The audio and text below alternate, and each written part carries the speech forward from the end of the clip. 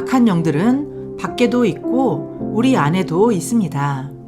밖에 있는 악한 영들도 우리를 공격하고 괴롭게 하지만 정말 우리를 힘들게 하는 것은 우리 안에 거하고 있는 악한 영들입니다. 어떤 사람은 남들에게 비난을 받으면 견디지 못하고 극심한 고통을 느끼며 자신을 변호하고 상대방을 공격하려 합니다. 그러나 어떤 사람은 그저 웃고 지나갈 뿐입니다. 그 차이는 무엇일까요? 그것은 똑같은 환경에도 각자의 느낌은 다 다르다는 것이고, 같은 일을 겪는다고 해서 모든 사람이 동일한 고통을 느끼는 것도 아니라는 것입니다. 그러므로 그 반응을 결정짓는 것은 그 사람 안에 있다는 것입니다. 우리 안에 있는 영들은 어떤 특정한 사건을 통해서 밖으로 나타나게 되는데, 예를 들어 혈기와 분노의 영의 경우 평소에는 사람 안에 잠복해 있다가 혈기를 일으키는 상황이 생기면 그때 밖으로 나타나게 됩니다. 그러므로 이러한 영을 가지고 있는 사람들은 아무것도 아닌 일에 화를 내는 것입니다.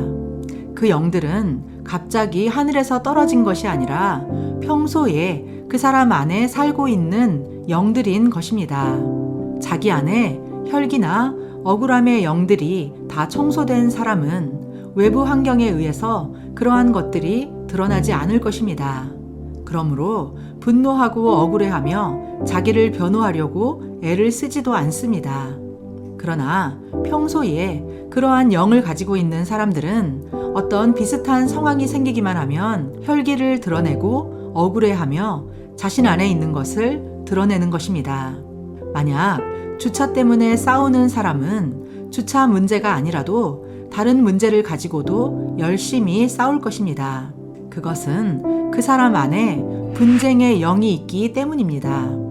억울한 영을 가지고 있는 사람들은 별로 오해를 하지 않았는데도 억울하다고 할 것입니다. 그것은 그 사람 안에 그 영이 있기 때문입니다. 어떤 사람이 교만한 영을 가지고 있다면 그 사람은 배운 것이 부족하고 아는 것이 없어도 그래도 교만할 것입니다. 그것은 그 안에 그 영이 있기 때문이죠. 마찬가지로 겸손의 영이 있는 사람들은 지혜와 지식이 아무리 뛰어나도 결코 자신을 높이지 않을 것입니다. 그 사람 안에는 교만의 영이 존재하지 않기 때문입니다. 평강의 영을 가지고 있는 사람들은 어떠한 상황에서도 평강을 유지할 것입니다. 즉, 환경은 그 사람 안에 무엇이 있는지, 어떠한 영이 있는지를 보여줄 뿐입니다. 그러므로 환경을 탓하지 않고 자신의 영적 상태를 변화시키는 것이 그 무엇보다 더욱 중요합니다.